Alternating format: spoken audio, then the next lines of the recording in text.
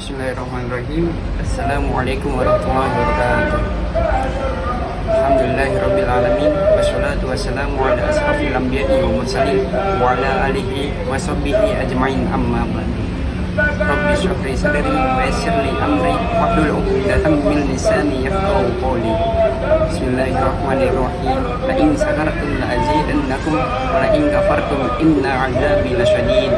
Pertama-tama marilah kita panjatkan puja-puji syukur kepada Allah Subhanahu wa taala. Di mana kita dan saya pribadi insyaallah akan membuat video ini diberikan nikmat yang begitu banyak tidak bisa terhitung. Shalawat serta salam marilah kita junjung tinggi kepada baginda besar Nabi Muhammad sallallahu alaihi wasallam.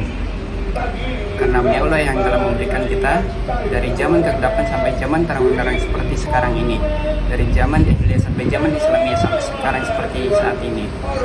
Baiklah, di sini saya akan membagi tugas ujian akhir semester berupa membuat video, dan juga insya Allah saya akan memberikan tema saya ini menjelaskan tentang hadis mutawatir, hadis ahad, dan hadis masyhur. Nah, yang terhormat terlebih dahulu dosen pengampu Prof. Dr. Marhumah MPD yang semoga disehatkan selalu dalam lindungan Allah Subhanahu wa taala. Dan juga yang terhormat kepada teman-teman saya yang melihat video ini, semoga diberkahi selalu atas ilmu yang telah saya berikan kepada teman-teman sekalian semua. Nah, di sini saya memperkenalkan diri.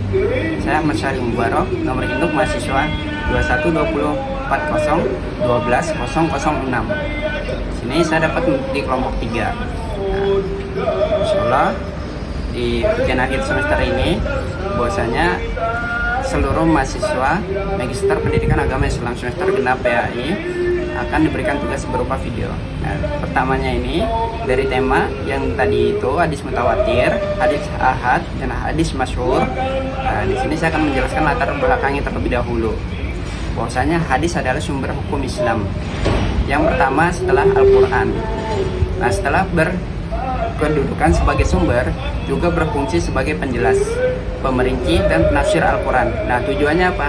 Tujuannya ini berupa ada 5 poin. Pertama ini untuk mengetahui pengertian hadis. Yang kedua, untuk mengetahui hadis mutawatir. Yang ketiga, untuk mengetahui macam-macam hadis mutawatir.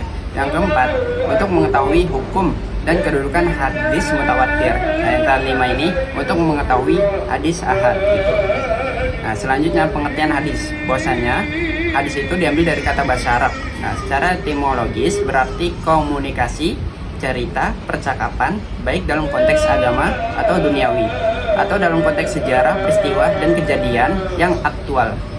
Ibnu Taimiyah memberikan batasan bahwa yang dinyatakan sebagai hadis adalah yang sesuatu disandarkan kepada Rasulullah Shallallahu Alaihi Wasallam sesudah beliau diangkat menjadi Rasul. Nah, yang terdiri atas perkataan, perbuatan, dan juga takrir. Nah, sedangkan secara istilah ataupun terminologi, para ahli memberikan definisi berupa kayak takrif. Nah, yang beda sesuai dengan latar belakang disiplin ilmunya. Sementara para usul fiqh memberikan pengertian hadis berupa, saya bacakan terlebih dahulu. Bismillahirrahmanirrahim. Aqwaluhu sallallahu alaihi wasallam wa af'aluhu wa taqariruhu mimma yata'allaqu bihi hukmum bina. Yang artinya itu segala perkataan Nabi Shallallahu alaihi wasallam, perbuatan dan takrirnya yang berkaitan dengan hukum syarah dan ketetapannya gitu. Nah, di sini pertama poinnya itu hadis mutawatir. Secara kebahasan adalah hadis mutawatir ini isim fa'il itu dari kata al-tawattur yang berarti itu al-tatabbu. Nah, artinya ini berturut-turut gitu. Nah, pengertian etimologis ini bila dikaitkan bahwasanya menunjukkan pada hadis mutawatir itu antara periwayat yang satu dengan periwayat yang lain itu pada generasi sebelum dan sesudahnya terjadi hubungan yang berturut-turut beruntun sehingga tidak berputus-putus dikarenakan jumlah pada masing-masing generasi cukup banyak. Nah, di sini kriteria hadis mutawatir ini kita harus mengetahui juga bahwa jumlah periwayatnya itu para ulama berpendapat tentang minimal batasnya itu kriterianya banyak gitu. Nah, saking banyaknya sebagian umum mengatakan ada 5, 7, 10, 12, 40, 70, dan ada berpendapat juga 300 orang lebih gitu. Nah, mengutip pendapat sebagian ulama, saya mengambil dari kutipan Al-Suyuti yang menyatakan bahwa pendapat yang terpilih atau al-mukhtar adalah 10. Oleh karena itu merupakan batas minimal bilangan paling banyak gitu ya. Nah, di sini ada macam-macam hadis mutawatir yang kita harus ketahui terlebih dahulu ini. Pertama itu hadis lafzi. Nah, ini macam-macamnya. Yang pertama ya, dimana dimaksud ini dengan mutawatir lafzi ialah hadis yang mutawatirnya lafaz dan maknanya gitu. Nah, atau bila dimaksudkan ini hadis yang mutawatir riwayatnya itu pada suatu lafaz. Imam An-Nawawi mengatakan bahwa hadis mutawatir lafzi sangat sedikit jumlahnya gitu. Nah, yang kedua macamnya itu ada mutawatir manawi. Mutawatir manawi ini ialah hadis yang diriwayatkan secara makna, namun tidak secara lafal. Gitu. Hadis yang mutawatir maknanya saja, tidak pada lafaznya. Contohnya itu hadis raf'il yadaini fid du'a. Gitu. Yang artinya itu hadis tentang mengangkat tangan ketika sedang berdoa. Gitu. Nah, selanjutnya itu macamnya itu ada mutawatir amali. Nah, yang dimaksud hadis mutawatir amali ini adalah sesuatu yang diketahui dengan mudah bahwa dia termasuk urusan agama dan telah mutawatir antara umat Islam, bahwa Nabi Shallallahu Alaihi Wasallam mengerjakannya untuk menyuruhnya atau selain dari itu. Nah, maka dari itu hadis mutawatir amal ini lebih banyak jumlahnya, seperti hadis yang diterangkan tentang waktu sholat, rakaat sholat, sholat jenazah, sholat tata cara, dan juga pelaksanaan haji dan lain-lainnya. Itu macam-macam hadisnya ada 3 ya. Nah, di sini hukum dan kedudukan hadis mutawatir. Bahwasanya status dan hukum mutawatir ini adalah qat'i al-wurud, yaitu pasti keberadaannya dan menghasilkan ilmu yang diharuri atau pasti itu. Nah, ini hukumnya berarti pasti ya. Itu oleh karenanya adalah wajib bagi umat Islam untuk menerima dan mengamalkannya gitu. Dan karenanya pula orang yang menolak hadis tersebut disebut dengan kafir. Nah, maka dari itu kita jangan menolak tentang hadis mutawatir ini ya, karena kalau kita menolak hukumnya itu berarti kafir gitu ya. Nah, di sini yang kedua ini hadis ahad. Nah, secara bahasa kata ahad ini diambil dari bahasa Arab juga, yang dimana wahidun ataupun ahad satu ya, artinya itu satu gitu. Nah, khobar ahad atau khobar wahid dipahami sebagai berita yang disampaikan oleh satu orang. Nah, ini hanya satu orang ya diriwayatkannya gitu.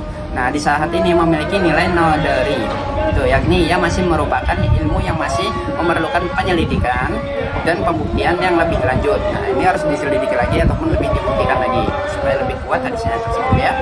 Nah, adapun menurut terminologi ulama hadis ahad adalah hadis yang tidak memenuhi salah satu dari syarat-syarat hadis mutawatir. Nah, selanjutnya ini yang terakhir ini pengertian hadis masyhur gitu. Dimana secara bahasa kata masyhur adalah isim maf'ul dari syahara, itu yang berarti al-zuhur, yaitu nyata gitu ya. Sedangkan pengertian hadis masyhur menurut istilah ilmu hadis sini dijelaskan bismillahirrahmanirrahim marwahu minas sahabahi adadun la yabdugu hadda tawatir ba'da sahabahi wa min ba'dihim, yang artinya itu hadis yang diriwayatkan oleh 3 orang perawi atau lebih pada setiap tingkatan sanad salam tidak sampai kepada tingkatan mutawatir gitu. Nah, contoh hadisnya ini berupa contoh ini ya. Di antara contoh hadis masyhur ini ada tentang niat ataupun bunyi hadis tersebut yang saya bunyikan di bawah ini ya. Bismillahirrahmanirrahim. Innamal a'malu binniyat.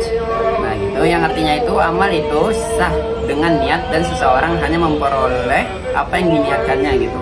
Nah, di sini pada generasi pertama, kedua, ketiga, dan keempat hanya diriwayatkan oleh seseorang saja ataupun satu orang saja ya. Nah, di sini kita harus mengetahui ini bahwasanya hadis masyhur ini ada macam-macamnya pula. Yang pertama ini ada hadis hajis yang secara leksikal kata hajis ini qalla ataupun sedikit ya gitu. Nah, atau nadara ataupun yang terjadi gitu, jarang terjadi gitu, jarang terjadi. Nah, berasal dari kata azza ya izu. Nah, kita juga harus mengetahui hadis hadis ini ada 3 bagian. Yang pertama ini sahih, hasan, dan dhaif gitu ya. Nah, yang selanjutnya macam hadis masyhur ini ada hadis gharib. Yang kedua ya, menurut bahasa kata gharib adalah sifat musyabahat yang berarti al-munfarid atau al-ba'id dan ghairibihi, yaitu yang menyendiri atau jauh dari kerabatnya. Nah, hadis gharib ini ada 2 bagian juga. Pertama hadis mutlak dan juga juga hadis nisbi ya.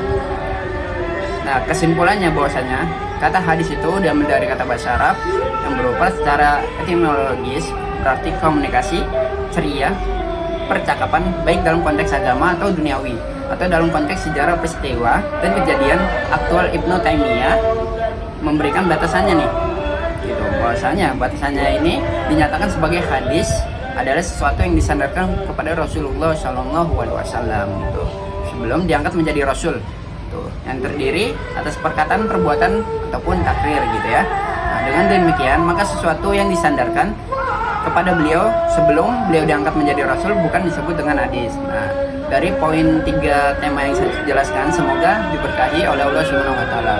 Dan kurangnya kesalahannya dari saya pribadi, lebihnya datangnya dari Allah Subhanahu wa taala. Kurang lebihnya mohon maaf.